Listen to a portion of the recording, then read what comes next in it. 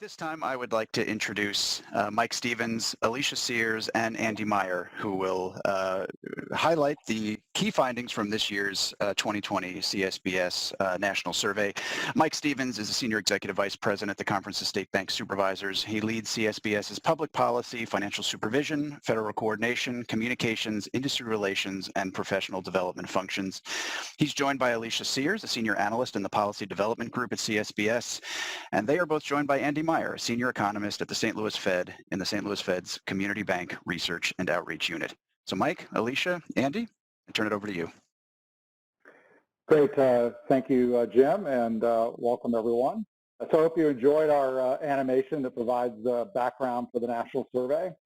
The survey and added commentary from bankers provide a valuable perspective to how community bankers are responding to an ever-changing marketplace.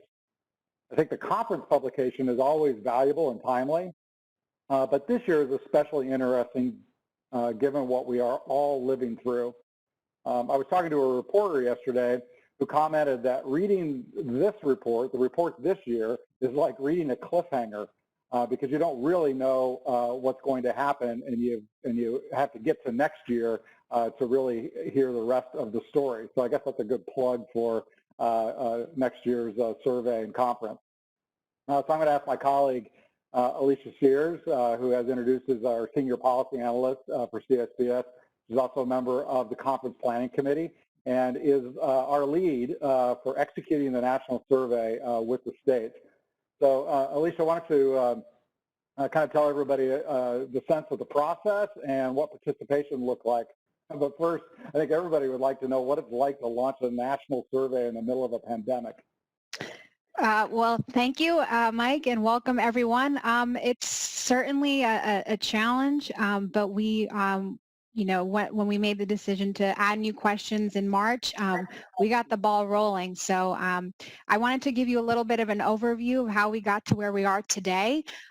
This year's national survey was distributed from April through July. We expanded the timeline a little bit to allow for bankers and state regulators to get the word out there and really participate in this year's survey. And with that, we had a good showing. We had about 400 participants from 36 states. Now, while the number of participants went slightly down from last year, the state representation did not. So we were pretty consistent, which is really reassuring. In addition, we had 15 states participate in the commissioner to banker outreach sessions. Those are our 5 questions for 5 bankers. And those questions focused on serving the community during a pandemic and the future of community banking, burden reduction from regulatory relief or supervisory efforts, funding challenges and opportunities, the impact of natural disasters, extreme weather events, and other climate-related changes, and evaluating BSA and AML compliance.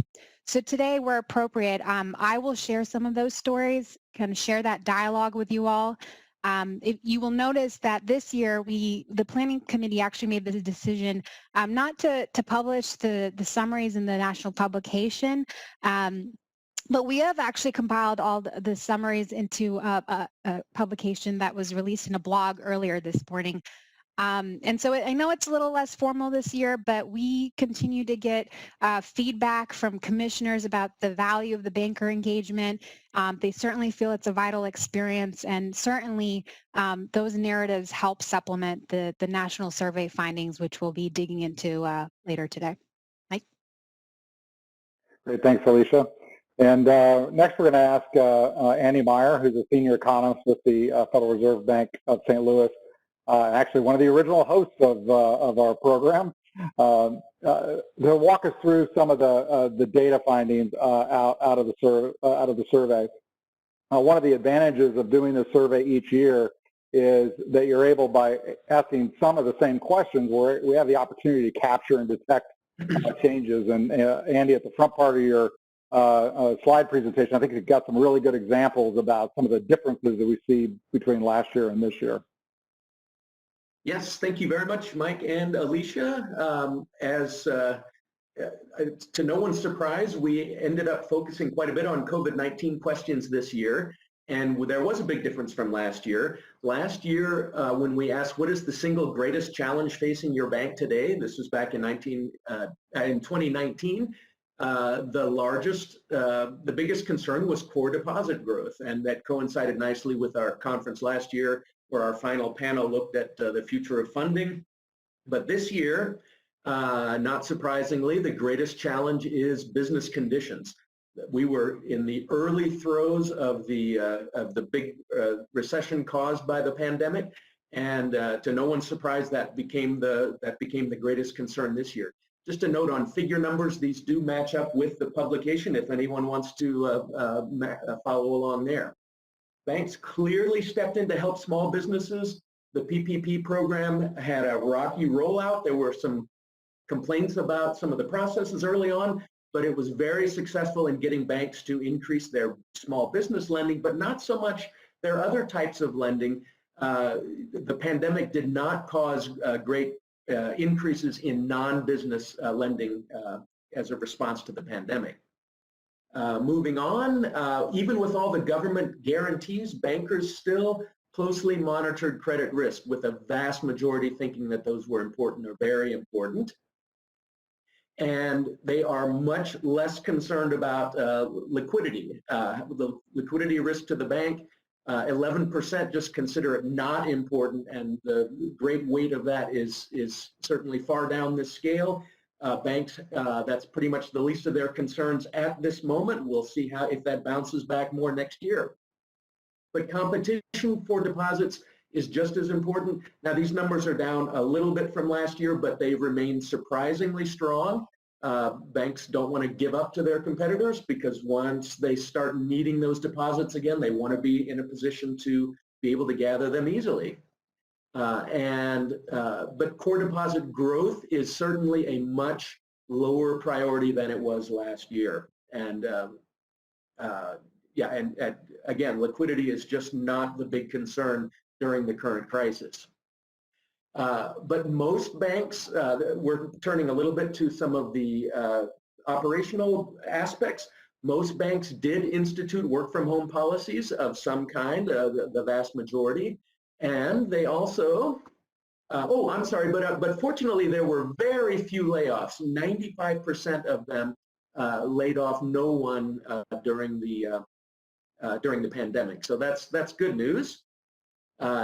But bankers definitely sought to protect employees and customers by restricting lobby usage, basically almost everyone.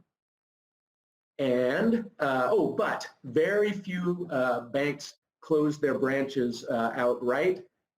So they're still in a position when the pandemic eases, when they start needing a little bit more liquidity, they're still in a position to gather that. I will turn it back over to Alisha for some more detail.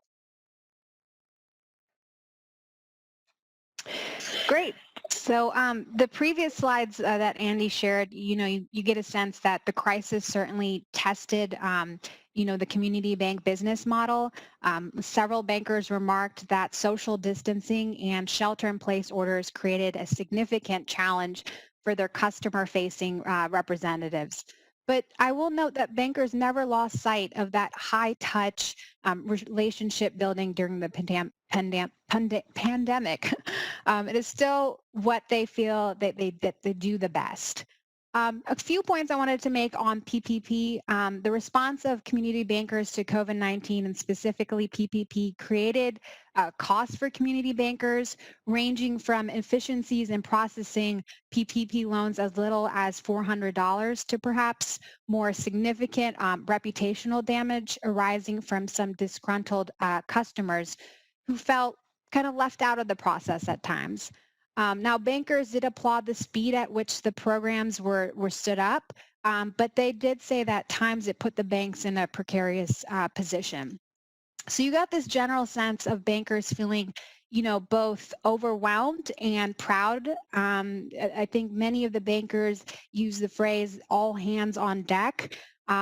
Specifically, I think one banker said that despite suffering from a rollout that was disjointed and frustrating, they were really able to support their small business customers.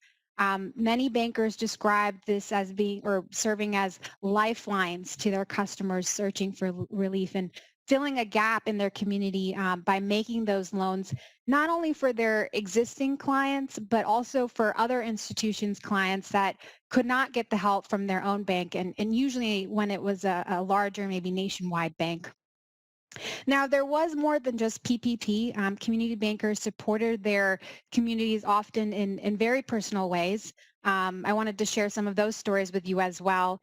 Many banks worked with customers to provide individualized relief through loan extensions, modifications, and fee waivers. And one story really stuck out to me. During the time that non-essential businesses were closed to the public, one particular bank actually reallocated their funds intended for its 100th anniversary celebration. And the bank gave employees a card actually explaining the bank's history with a $100 bill attached, and asked their employees to send the card and money to their favorite or local business. This bank also supported its restaurant customers by ordering carryout for bank staff from local restaurants. So these were just some of the many stories that were shared with us through the narratives.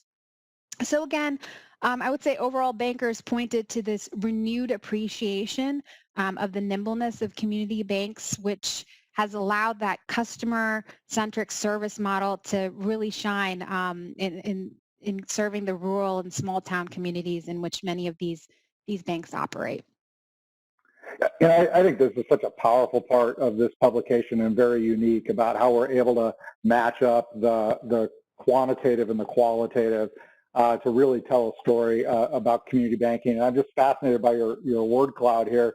You know, they're obviously very popular today, but you know, I think from, you know, we've all gone through this together just from a different lens and a different viewpoint, so we can all kind of relate to this type of word cloud. Alisha, one of the things that really stuck out to me is I kind of get lost in it every now and then, but 3 words: customer, community, and staff. Exactly. And I think it really captures the challenge that the community bankers face, right? Because they had to take care of their staff. They had an obligation there. At the same time, they needed to serve their community that needed funds and was hurting. And but really gets to the heart of community banking. Okay, one of the other, technology and banking has always been a focal point of this conference. And while banks have really embraced deploying technology, you hear a lot about the challenge of integrating new technology solutions with the core service provider. We decided that this year we wanted to tackle this a little bit and get beyond the anecdotes and really understand how big of an issue this might be. Andy, I think you have some really telling slides to go through with folks. Yes, I will launch in. It turns out there is a deep dissatisfaction with the cost of core service providers, where the great weight is down at the bottom. Many of the banks are dissatisfied or highly dissatisfied. Very few are highly satisfied. And bankers are not happy with their flexibility. So if we ask how satisfied are you with their flexibility? Again, very few are highly satisfied or satisfied. Most of that is weighted toward the bottom. However, there is remarkably little turnover in core service providers, with the vast majority of the banks being with their current core service provider for more than 10 years.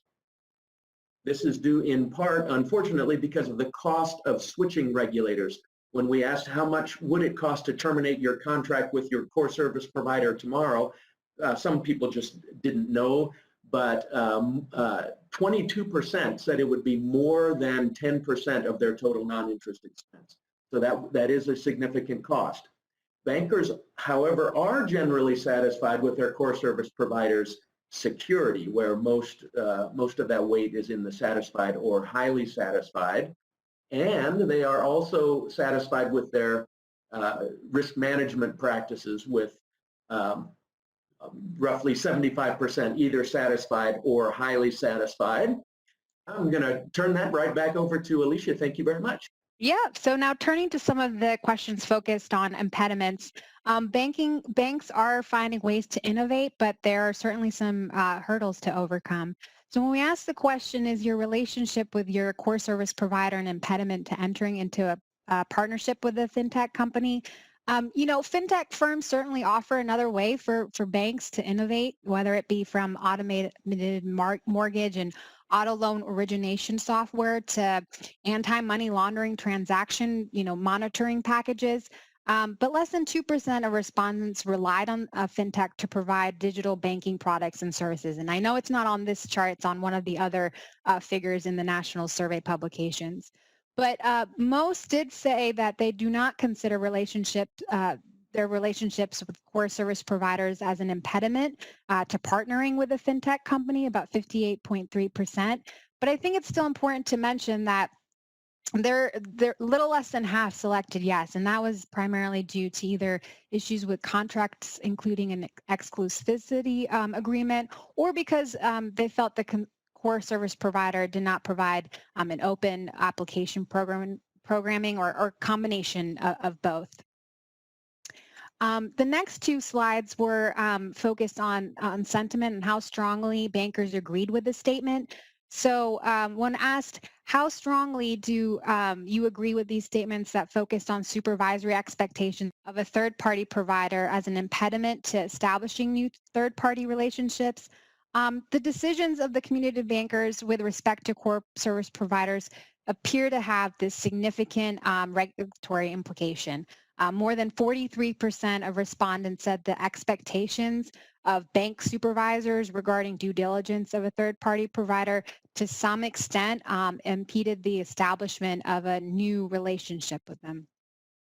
And next point is that we asked how having more information about how strongly do you agree with this statement on having more information about my core service provider from the banking agencies that supervise it would be helpful.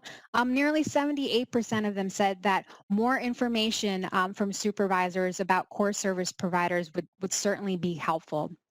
I wanted to make another 2 points that weren't on the slides.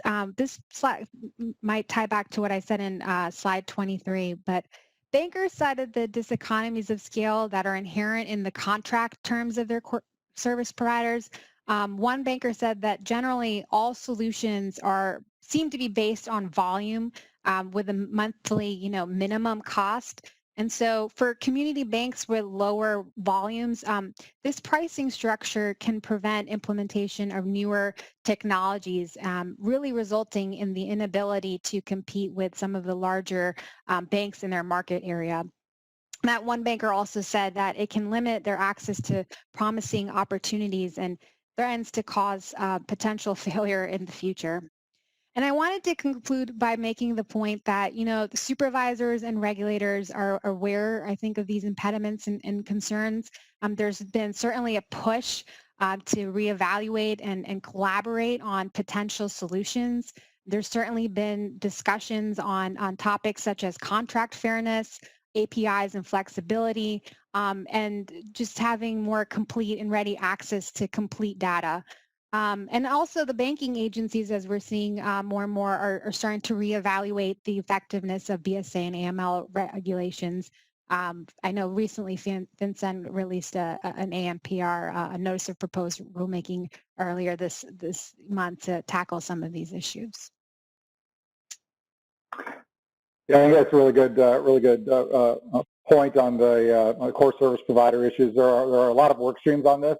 And especially on the industry side, I would hope, I think we kind of hit a treasure trove of information and very interesting and valuable. I think those that have taken an early look at it certainly thought that it was enlightening. The overall goal of this conference is to have an impact on public policy and thoughtful solutions. I hope that this will also be ultimately a contribution. And then you started to hit on it. As long as we were exploring pain points, we just as well start talking about BSA and AML, and Andy, I think you've got some good slides for us on that. Now, yes, the Bank Secrecy Act definitely remains a major concern for bankers, where the vast majority think it's moderately important, or very important. But most banks don't experience an actual follow-up from law enforcement. We got a roughly 30% of banks reported that someone had contacted them based on an SAR or a CTR over the last 2 years. So it's not something that they have to deal with on a regular basis with law enforcement, but it's still a great concern. What is the greatest concern out of all of that? To no one's surprise, regulatory burden is the biggest concern out of all of these. But bankers are generally satisfied with their BSA technology. So this is a positive sign. Bankers have the tools that they seem to need to satisfy this, but they still have that nagging concern about reg burden. I'll turn it back to Alisha for some more of the 5 for 5 insights. Thanks, Andy. So I wanted to make it clear that no banker questioned the importance of having BSA AML compliance programs in place where it's goals. But I think they all agree that there are ways to make the outdated framework, more efficient, effective, and less burdensome. It's no surprise that most bankers surveyed felt strongly that this one-size-fits-all, approach to BSA regulation causes unnecessary burden on community banks. So the responses that we got fell into 2 areas. One being, let's identify the issues, and the second being, okay, so what are some possible solutions? So I narrowed it down to 3 major issues. The first being time and resources spent. Community bankers feel that the time, energy, and resources necessary to maintain a compliant BSA AML program are very significant and disproportionately larger for smaller banks, community banks. One bank said that they spend roughly 10% of their workforce is dedicated to BSA AML, and that another bank said that, these banks or these requirements sometimes make them feel like they're the police of documentation. So when considering, all the reporting requirements and the investments in human capital and monitoring tools, some bankers just don't seem to see a huge benefit for all of the effort that they're putting in.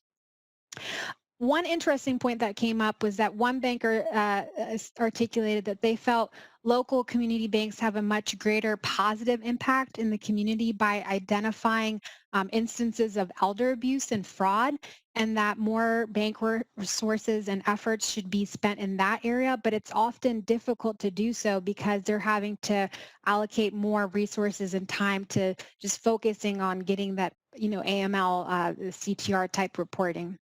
The second issue that came up was the lack of transparency, information, and feedback. Perhaps most frustrating is that local law enforcement does not always know they have maybe access to the SAR CTR data. Multiple banks discuss how they proactively will reach out to law enforcement to make them aware of a recent filing to ensure that law enforcement receives the information. So, it's like one thing to have the banks be required to report this information, but it's another for them to also have to, follow up to ensure that the information is in fact being used. So in general, there needs to be more feedback given to the bank from law enforcement, especially once an investigation has started. Andy, I think you mentioned this as well, that less than 30% or so of respondents said that they had been contacted in the last 2 years by law enforcement. I think one banker expressed that they're concerned with where did these, SARs actually go? So it would be nice to get some acknowledgement or receipt. And that banker even said that in the 40 plus years of being in banking, they had really never received a response. So definitely it is a source of frustration, and receiving more feedback and really opening those lines of communication would certainly be of benefit. And the final issue is the collection of beneficial ownership. This was definitely an area noted of concern. One institution noted that they felt that the implementation of the regulation needed to be adjusted. They felt that the risk of a rare abuse just did not justify a whole industry having to implement this significant burdensome regime. Another expressed frustration that the regulation requirements do not sync up with state business registration or reporting requirements. And so there's definitely a much more effective way to do this. Others will lamented that the beneficial ownership process varies from bank to bank, and that there seems to not always be consistency. For example, some might require a birth certificate or passport, while others will require a social security card or some other type of identification. And so this type of or lack of consistency between institutions allows individuals to open up various accounts with different banks and thus can create higher risks. So now quickly turning to some of the solutions or recommendations by bankers. Bankers would like to see the BSA AML requirements certainly be more risk focused. They recommend raising the CTR thresholds as well as implementing a central database to verify beneficial ownership information. One bank actually said that last year they filed 825 CTR filings, but that if they moved the threshold to $20,000, they would actually reduce their CTR filings by 82%. So that was pretty telling. Bankers would also like to see assistance from the relevant agencies on flagging or stopping suspicious activities. And of course, just continuous updated trainings and guidance on BSA compliance is certainly valued. If you have looked ahead in the agenda, I will conclude by saying BSA AML was a topic that was posed to the 2020 case study participants. So if you're certainly interested in this, tomorrow the winning team, Mississippi State University, will be sharing their findings. So stay tuned. Hey, Alisha, so our time is starting to run short. So I do want to have us make our final point here. There's a bookend to this conference, and it's this presentation in terms of the national survey and the publication, and then the final panel. So maybe you can give another plug for a presentation tomorrow in terms of what to expect in really what will be a very interesting panel to wrap us up tomorrow. Yes, Mike. So this slide here talks about the future of community banking, and a couple points made up there. But tomorrow, this will actually be really the focus of a panel called the Community Banking, the Time of COVID-19. And that is a panel that's moderated by Rashonda Cali. She's the acting commissioner of Mississippi Department of Banking and Consumer Finance. I'm really excited about this because she'll be moderating a panel with Jill Castilla from Citizens Bank of Edmond and Kenneth Kelly and Frank Scott Jr., Mayor of Little Rock, Arkansas. And that's never occurred before. So this discussion on the future will continue, and we really look forward to it tomorrow. Thank you. Thank you, Jim. We'll turn it back over to you. Great. Mike, Alisha, Andy, thank you very much. To all of our participants today, I just want to remind you that our registered attendees should have received an email with the conference volume, and in the conference volume, as was just mentioned, are the results of the national survey. Also, those of you who provided a mailing address at the conclusion of this year's conference, we will be mailing that out. And if you are unable to find that, the national survey, which is inside the conference volume, is posted on communitybanking.org.